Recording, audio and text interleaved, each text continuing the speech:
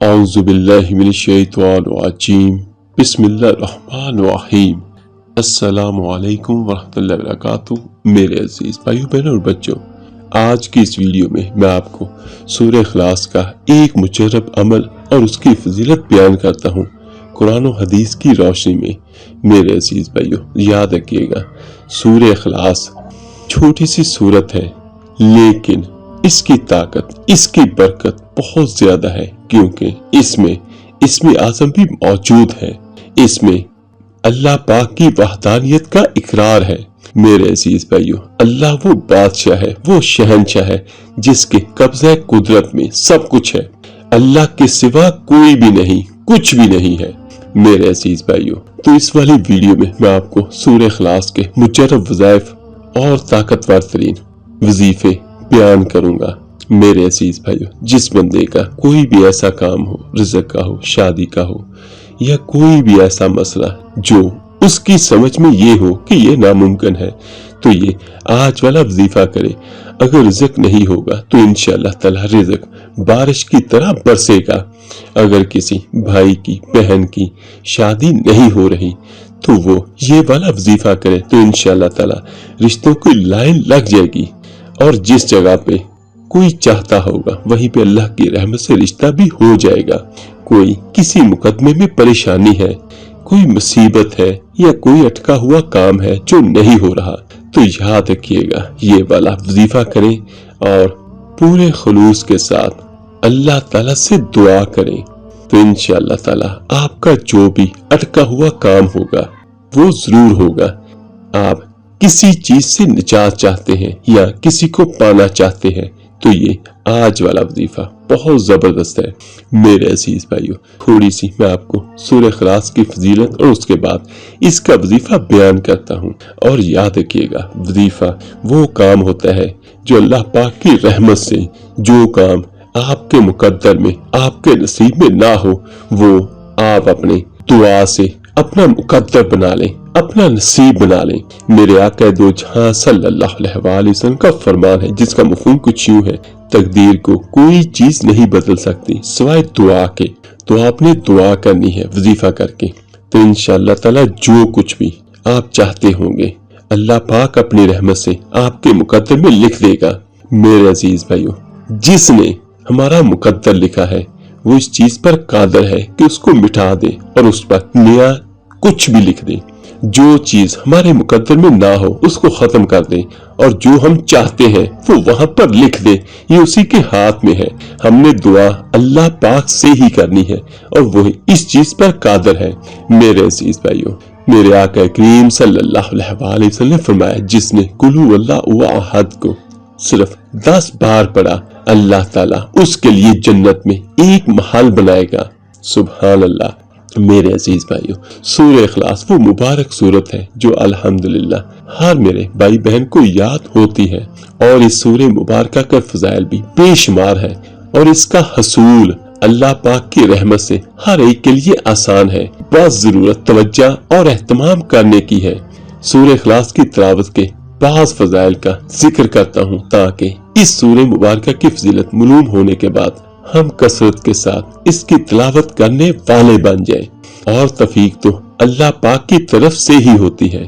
میرے عزیز بھائیو، صرف ایک مرتبہ سورہ اخلاص پڑھنے کی فضیلت میرے آقا دو جہاں صلی اللہ علیہ وآلہ وسلم نے فرما دیا، جس شخص نے قل هو اللہ احد پڑھا اس نے گویا تہائی قرآن پڑھا۔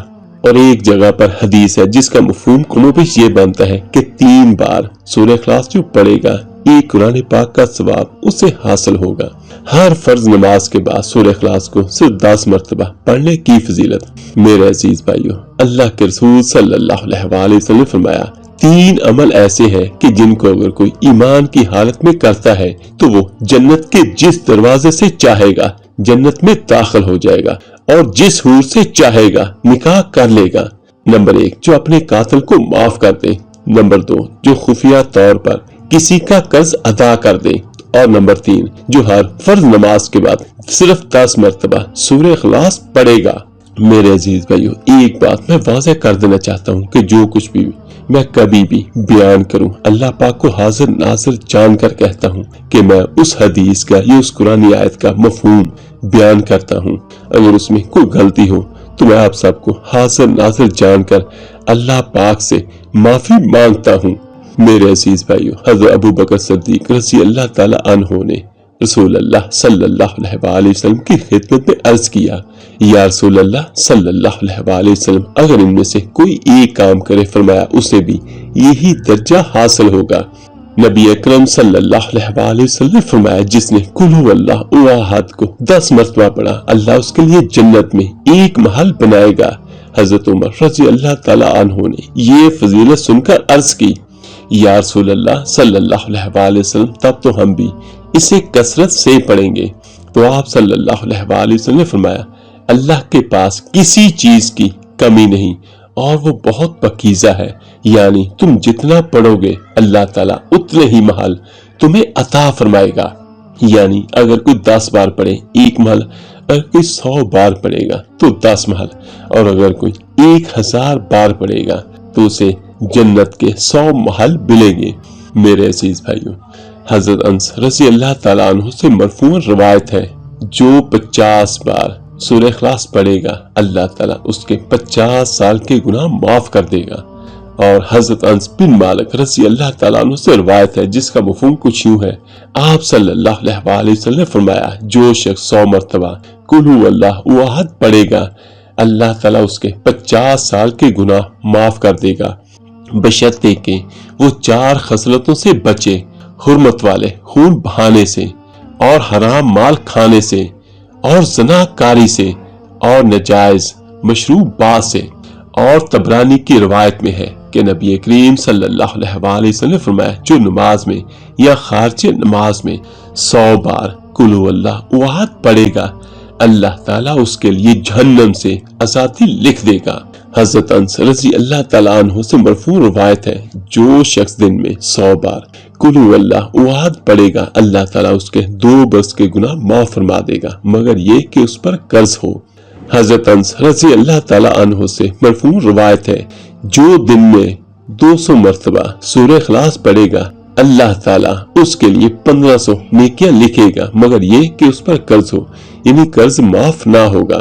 حضرت حذیفہ رضی اللہ تعالیٰ عنہ سے مرفوع روایت ہے، جس نے 1000 بار قل هو اللہ احد یعنی سورہ اخلاص مکمل پڑھی تو تحقیق اس نے اپنی جان اللہ تعالیٰ سے خرید لی۔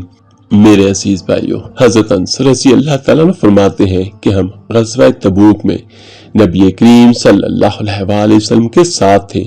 ایک دن سورج ایسے نور اور روشن کرنوں کے ساتھ طلوع ہوا کہ اس سے پہلے ہم نے کبھی نہ دیکھا تھا۔ تھوڑی دیر کے بعد حضرت جبرائیل علیہ السلام نبی کریم صلی اللہ علیہ وآلہ وسلم کی خدمت میں حاضر ہوئے۔ آپ صلی اللہ علیہ وآلہ وسلم نے فرمایا، جبرائیل، جیسے آج سورج طلوع ہوا اس سے پہلے کبھی ایسا نہیں دیکھا۔ تو انہوں نے عرض کیا، آپ صلی اللہ علیہ وآلہ وسلم کے صحابی معاویہ بن معاویہ لیثی مدینہ منورہ میں انتقال فرما گئے ہیں، تو اللہ پاک نے ان کی نماز جنازہ میں 70,000 فرشتے بھیجے ہیں۔ تو آپ صلی اللہ علیہ وآلہ وسلم نے دریافت فرمایا، انہیں یہ مقام کیسے حاصل ہوا؟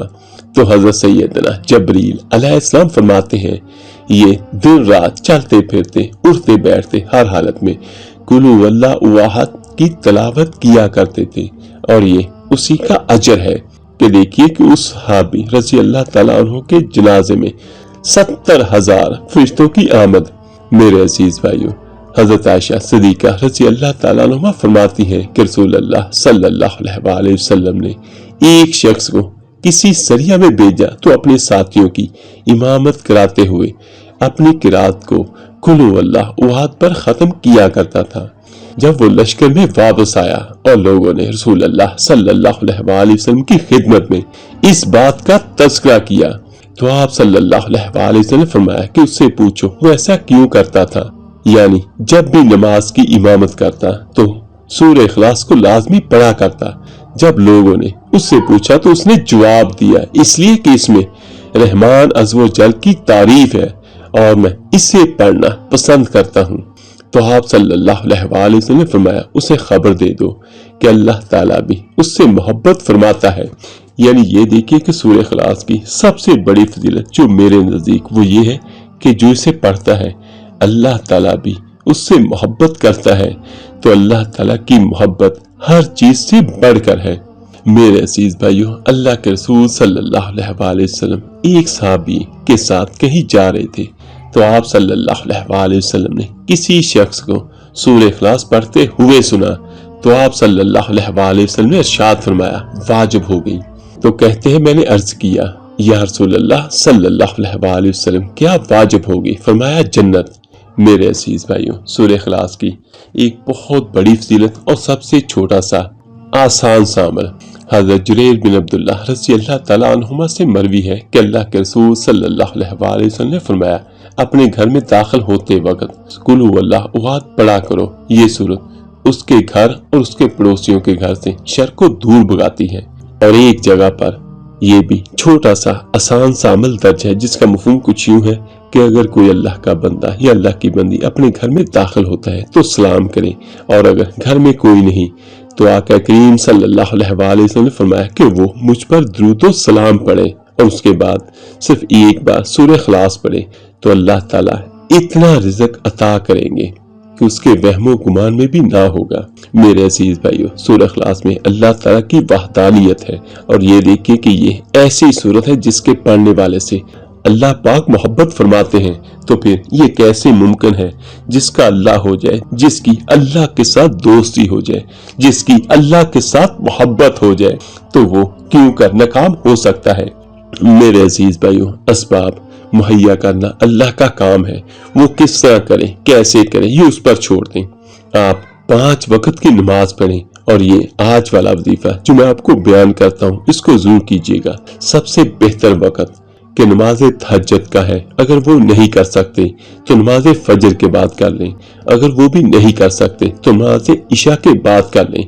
मैं आपको वो वक्त बयान करता हूँ कि जिसमें आप मुसलसल और तसलसल के साथ आप इसको कर सकें, यानी एक वक्त मुकर्रर कर लें, और इंशाअल्लाह ताला इसका रिजल्ट इतना जबरदस्त है कि 7 दिनों के अंदर अंदर आपकी हर हाजत, हर ख्वाहिश, आपका हर मकसद अल्लाह पाक की रहमत से पूरा होगा। अगर खुदा न खासा कुछ देर हो तो आप इसको जारी रखिएगा, ज्यादा दिन भी कर लें, इसका नुकसान कोई नहीं, इसका फायदा ही फायदा होगा इंशाअल्लाह। इस अमल को शुरू करने से पहले सदका लाजमी दें। सदका सबसे बेहतर यह है कि किसी बेवा को, किसी यतीम को, किसी मस्कीन को आटा लेकर दे दें, चाहे 5 किलो हो, 10 किलो हो, कुछ भी हो। तो ये सबसे बेहतरीन सदका है कि किसी को खाना खिला दें या खाने के लवाजमात किसी को फराहम कर दें, और ये नियत करें कि अल्लाह ये सदका मेरे इस अमल का है, मेरी जान का है, मेरे माल का है, मेरे उस काम का है जिसके लिए मैं वजीफा करना चाहता हूँ या चाहती हूँ। ऐ अल्लाह पाक इसको कबूल फरमा और मुझे मेरे मकसद में कामयाबी अता फरमा, आमीन सुम आमीन। उसके बाद साफ सुथरे कपड़े पहने, 5 वक्त की नमाज लाजमी अदा करें। जिस वक्त भी, जिस जगह भी आपने ये अमल करना हो वो जगह साफ सुथरी हो, नापाक ना हो, पाक साफ हो, आपके कपड़े धुले हुए और साफ हो, खुशबू का इस्तेमाल लाजमी कीजिएगा। इस अमल को शुरू करने से पहले 7 बार आयतुल कुर्सी पढ़ें, अव्वल आखिर 1 बार या 3 बार दुरूद पाक पढ़ें, और 7 बार आयतुल कुर्सी पढ़ के अपने चारों कोनों पर फूंक मार लें, अपने हाथों पे फूंक मारें और अपने जिस्म पर, और दोनों हाथों को फेर लें और ये कहें कि अल्लाह मैं और मेरा घर तेरी हिफाजत में है। उसके बाद आपने पानी का 1 गिलास साथ में रखना है और आपने 21 बार दुरूद पाक पढ़ना है। ज्यादा अफजल यह है कि दुरूद इब्राहिमी नमाज वाला पढ़ें, वरना जो भी आता हो वो पढ़ लें, लेकिन अगर आप दुरूद इब्राहिमी पढ़ लेंगे तो उसका फायदा ज्यादा होगा, और दुरूद इब्राहिमी के बगैर नमाज नहीं होती। तो इसका मतलब क्या हुआ कि दुरूद इब्राहिमी हम सबको जुबानी याद होता है। तो आपने 21 बार दुरूद पाक पढ़ना है। उसके बाद आपने 10 तस्बीहात यानी आपने 1000 बार सूरह इखलास पढ़ना है। शुरू में आपने 1 बार औज़ु बिल्लाहि मिनश शैतानिर रजीम और 1 बार ही बिस्मिल्लाहिर रहमानिर रहीम पढ़नी है। बिस्मिल्लाह ज्यादा अफजल होता है, लेकिन जब आपने सूरत कोई और साथ में ऐड करनी हो या चेंज करनी हो, एक ही सूरत को आप बगैर बिस्मिल्लाह के भी लगातार पढ़ सकते हैं। हाँ, अगर बिस्मिल्लाह पढ़ लें तो वो ज्यादा अफजल होता है, वरना इसकी ममानत कोई नहीं है। तो आपने एक जगह और एक वक्त मुकर्रर करके आपने जिस जगह पर भी बैठ के आप आसानी के साथ सहूलत के साथ पढ़ सकते हैं, बैठ सकते हैं, पढ़ें। इसमें कोई हर्ज नहीं है, लेकिन आपका ज़हन एक मकसद पर यकसू होना चाहिए कि आप दुरूद पाक पढ़े, सूरह इखलास पढ़े और साथ साथ अपने दिल में अपनी उस हाजत के लिए भी अल्लाह पाक से दुआ करते रहें। जैसे ही आपकी 10 तस्बीहात हो जाए, जैसे ही आपका एक दिन का अमल मुकम्मल हो, तो साथ रखे हुए गिलास पर 3 फूंके मारें। उसके बाद आप हाथ उठाकर अल्लाह पाक से दुआ करें जो भी आपका हाजत है, और साथ आप ये भी कहें, ऐ अल्लाह, मैं तेरी रहमत से, तेरे करम से, तेरे फजल से ये अमल कर रहा हूँ और तो अपनी रहमत से मुझे फलां चीज अता फरमा, फलां काम मैं चाहता हूँ ये हो जाए। दुनिया जहाँ का कोई भी ऐसा काम जो आप चाहते हैं वो इंशाअल्लाह ताला इस वाले वजीफे से जरूर हो। ये जरूर है जिससे मैं पहले बयान कर चुका हूँ, अगर चाहे कुछ ताखीर ही क्यों ना हो, उसकी वजह हमारे अपने अमल है, हमारा अपना करतार है, हमारा अपना इखलास में कमी है, वरना अल्लाह की रहमत में कोई कमी नहीं, उसके खजाने में कोई कमी नहीं है। तो इसी तरह आप लगातार ये अमल करें तो इंशाअल्लाह ताला 7 दिनों के अंदर अंदर आपका जो भी काम होगा वो जरूर होगा। आप सब भी ये अमल कीजिए और नीचे कमेंट्स में अपना नाम भी जरूर दर्ज कीजिएगा। तो इंशाअल्लाह ताला मैं भी अपने उस भाई उस बहन के लिए जरूर दुआ करूंगा जो ये अमल करना चाहेगा। तो अल्लाह पाक से दुआ है, अल्लाह पाक सबको उनकी मंजिल अता फरमाए। आमीन सुम आमीन। आप मेरे लिए दुआ कीजिएगा, इंशाअल्लाह मैं सभी भाइयों सभी बहनों के लिए जरूर दुआ करूंगा। अल्लाह पाक आप सबको अपने हिफ्ज़ो अमान में रखे। अस्सलामु अलैकुम।